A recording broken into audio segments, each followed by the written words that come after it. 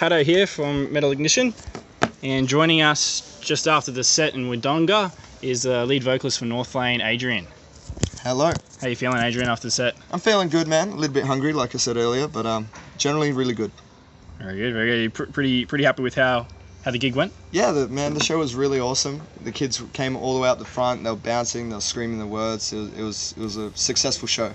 Really enjoyed playing it. Excellent, excellent. So, expanding further on that, what did drive you guys for basically organising this regional tour? Like, obviously you guys didn't have full control over it, so obviously Unified come into that equation as well. Is there any further information you can expand on the whole places you guys have played?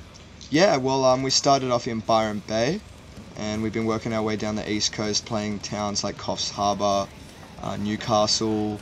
Also, we did a boat show in Sydney, which was quite different and cool.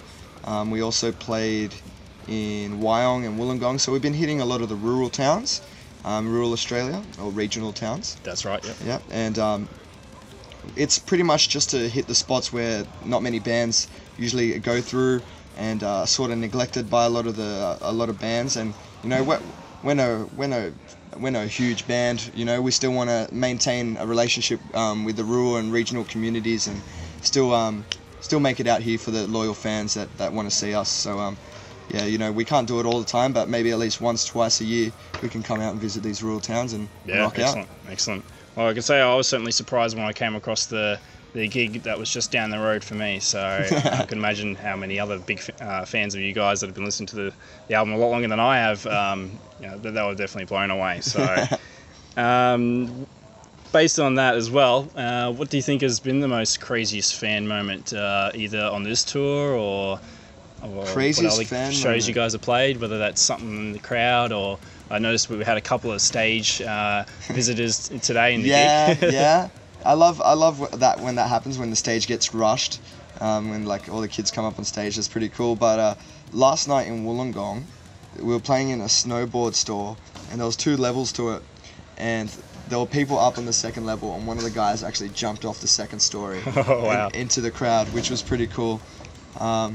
We've had some crazy fans as well, drunk fans, but you know, usually nothing too over the board, nothing freaky, like no stalkers or anything like that. But just some really excited, really loyal and dedicated fans, and it's cool to see the excitement. Excellent. So I will just drop a note in there about our friend that did do that crazy stage dive.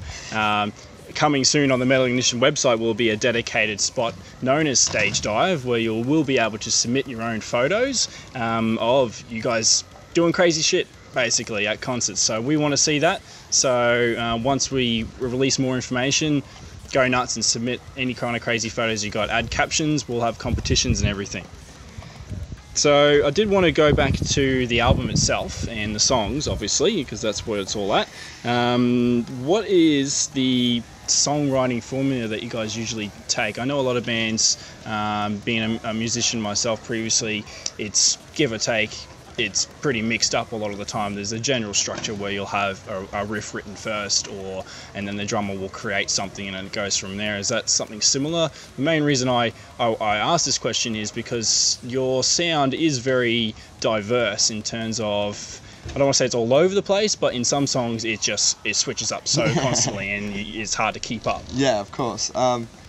We actually have this method or this formula isn't quite uncommon. It's actually quite common. Yeah, definitely. But we have our guitarist Jonathan Dealey, who writes majority of the music. Probably I would say roughly 80% of the music. I write the lyrics, and our drummer Nick also elaborates on the drum framework that Johnny just sort of writes. And they're just, when Johnny writes drums, they're obviously a bit tasteless. They're just pretty simple, you know, because he's not a drummer, he's a guitarist. But he gives Nick the outline to work off of, the framework, and Nick elaborates greatly on top of it, gets creative with it. Yeah. And that's usually our formula. It's usually John and Nick working together to get the music done, and me working the lyrics over the top of it. Okay. So going more onto the lyrics, obviously there's some extremely meaningful lyrics, probably the most meaningful lyrics next to In Heart's Wait's lyrics as well. I did want to ask you, is that based on your personal experiences? Yeah. Or I understand a lot of it is life in general, but are there some lyrics in there that are focused mainly based on your life experience? Yeah, well, pretty much, yeah, because the album is called Discoveries, and it's not just about it's not just about personal discoveries about myself, but it is discovering things about the world around me and people around me as well. Yep. So it's kind of got this internal, external discovery sort of niche to it. Yep. And a lot of the songs are based off personal experience. A lot of the songs are from the first person. For example, in Corruption, the opening lyrics are, "I opened my eyes to the world." So it's putting yourself in the first person perspective. And yeah, it is very personal, because I think a lot of things growing up have affected me, whether in these discoveries, whether they're about the world or myself. And I'm only 21, so I'm still shaping into the man I'll be one day, and hopefully Discoveries is a little sneak peek into that life, into that window. That's amazing. All right, thanks you for that. Have there been any incidents on the road? Yeah. Obviously, it's a long and boring road. I know that. Being around here, I've driven to the long boring road to Melbourne and Sydney myself, and then there's some of those other rural or regional areas where you've got to be careful what time you drive at night, because you will actually possibly run into a kangaroo. Okay, well, on that note, we've actually just got our van, Franklin, back from repair after his third kangaroo incident on the road. Third kangaroo incident. And we almost had an incident with a wombat last night. Oh, no. So, yeah, incidents do happen. Yep. And last time we hit a kangaroo, I was in the front seat and I screamed like a bitch. Yep. So that was dusk or night? It was in the middle of the night, man. Yeah. I don't know what happened. Me and my mate were looking for a lighter, heads down, heads up. Next thing we know, there's a kangaroo in front of us. That's what I'll get you. Oh, bro. And you'll find a lot of the time, sometimes you'll see them from a distance, and they'll be standing on the side of the road, and then last minute they'll decide to jump out. Yeah, exactly. They're just kidding. Oh, here we go. I want to die. So what's one of your favourite songs to play live? I know we had a couple of fans screaming out for the Mortal Kombat cover. If you guys haven't heard that, jump onto YouTube. You can find it on YouTube.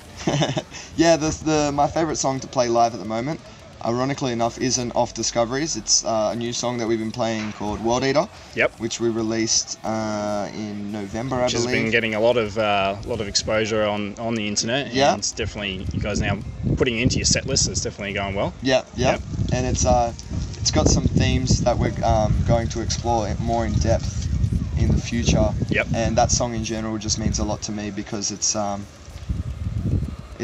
quite personal, not in a bad way, but in a really positive and really good way, you know. So when will we expect to see the release of the album itself? Well, we've never actually planned as of yet to release an album. I don't think we've ever actually mentioned that at all. Right, so it is actually a standalone single, basically. Yeah, now that is a standalone single, and there is planning, and there is some conniving happening in the Northlane camp. And it's all very top secret, and it's all very under wraps. Hush. But something's coming. All right. That's all I'm going to say. Good to hear. Going back to the van, I know you guys had some experience, obviously, running into kangaroos. Your aircon doesn't work as well. Do you have a CD player in the car? Yeah, we have a CD player. Is there battles over what music you play? Does everyone listen to the same sort of music, or? No. Yes and no. We tend to listen to a lot of the same music, but a lot of the time we listen to very different types of music as well. Yep. We do have a CD player, and we use it to listen to mainly CDs that we've gotten off other bands. Yep. Smaller bands, bigger bands, anyone. A lot of bands want you to check them out. They plug their own band, and we give it a spin in the CD player. If we're not using that, we're definitely using the auxiliary cable, and got the iPod out on shuffle. Very good. Yep. Try and keep it diverse and not just listen to metal all the time. Sure. I've been getting into this Canadian electronic artist called Grimes recently. Okay. And she's been blowing my mind. She's awesome. But Yeah, I try and keep it diverse. Yeah. You don't want to lose the passion and the love that you have for your music, so Yep. you have to step outside the box. Keep it fresh every now and then. There's always those days when you're just tired of listening to that heavy riff, so you just want to chill out. Yeah, that's right. So, oh, that's cool. That's cool. Oh, what else did I want to ask you? Were there plans for a video for World Eater, based on it being a standalone song? You're right. We have been talking about doing a new video clip sometime soon. I'm not sure if it's going to be for World Eater or not though. Okay. However, I recently have been getting into videography and my creativity with my my photography and my videography and my camera. And I really want to get involved with visual stuff with Northlane. Excellent. It doesn't per se have to be us playing in the video clip, but trying to do something with a more creative and a bit more of an artistic approach that will make people feel something more than just mainly music. Depending on the type of video, maybe managing the shots and the filming of the story side of the video, and then you obviously sit on the sideline because you're in the shot when it comes to the band shots of the video, something like that. Yeah, totally. Composing the videos, and you're bringing forward your ideas. Exactly. A video doesn't always have to be like executive producer. Maybe could be a new role. Yeah, I'd love to. No, But, that's great. Yeah, like for video clips, it doesn't always have to be about the band. You know. Yeah. It doesn't always have to be about what they look like, what they're wearing, what they, who they are. Yeah. It's I would rather it take a more artistic approach and tell a story. That's visually and musically. Yeah, very cool. I did actually catch Mark Tremonti's latest video, and that does that exact same thing. Basically, it starts off. It's actually labelled as a mini short film. To try and find it on YouTube, you can't just find it via its title. So you got to really try. Yeah, cool. Yeah, cool. so it actually has a good few minutes of like a semi sort of story, and very creative videography in that, so and cinematography. So that'd be definitely something right up your alley to get some inspiration from. I'll look it up. It's called Wish You Well. We've actually featured it as one of our top 20 songs for 2012 based on us surviving the apocalypse. So if you guys haven't checked that out, the playlist is called Music for Our Dying Days, and it's dedicated to us surviving this so-called apocalypse. So head over to the Facebook and you can check it out. Moving on, I guess we'll wrap things up. You want to get some dinner? I do too. Excellent gig. So one last question: Superman or Batman? Oh, definitely Batman. Definitely. Just because John from my guitarist from my band has Batman tattooed on his arm, and if I said Superman, he'd probably kill me. Actually, I think I saw isn't there a Batman sticker on someone's guitar as well? There's a Batman sticker on John's guitar, and it's black. Seals the deal. He is the Dark Knight. I love Superman as well. There's a new movie coming out called The Man of Steel. Yeah, very excited. So keen to see that as well. But did you like Dark Knight Rises? Yeah, I liked all the new Batman movies, man. I thought they stayed true, but still had a modern tinge to it as well. Yeah, it is Christopher Nolan's own approach to it all at the end of the day. So, because I know that they're supposed to be doing a Justice League soon as well, nice. So they've got to find someone else to play Batman. Yeah. So, and I'm so excited for the new Avatar movies. I think 2015 is scheduled for a release. Oh yes, something like that. Yeah, excellent. Love those movies. All right, well, thank you very much for joining us, Adrian, the lead singer of Northlane. Just wrapped up from Wodonga, Victoria, the World Eater Tour. Next stop is, I believe, I had my tour pass on me. Is it Coffs Harbour? No, it wouldn't be Coffs Harbour. I think it might be Adelaide. Adelaide? I think we're going further south, or even Dubbo. I'm not sure. Dubbo, okay. Yeah. All right. Excellent. All right, well, this is Pato from Metal Ignition, and stay tuned for more information on Northlane. Hit them up on their Facebook, or come visit us on Metal Ignition Facebook, and our website's soon to come. We'll be featuring some awesome photos and videos of Northlane playing the show, so stay tuned. Thanks for joining us.